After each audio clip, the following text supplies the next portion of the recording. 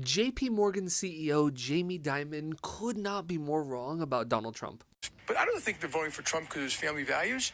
And if you look, just take a step back, be honest. He was kind of right about NATO, kind of right about immigration. He grew the economy quite well. China virus. Tax reform worked. He was right about some of China. Alrighty, so he starts by saying Trump was right about NATO, yet Trump was incredibly hostile to the NATO alliance. And while there are definitely valid criticisms to be made of NATO, it seems undeniable at this point that had NATO been expanded into Ukraine, tens of thousands of lives would have been saved. He says Trump was right about immigration, yet again, Trump was incredibly hostile to immigration.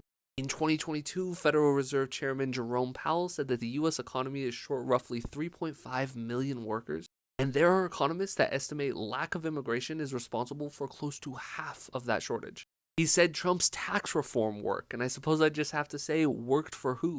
Jamie Dimon is of course a billionaire, and the Trump tax cuts overwhelmingly benefited the rich and corporations.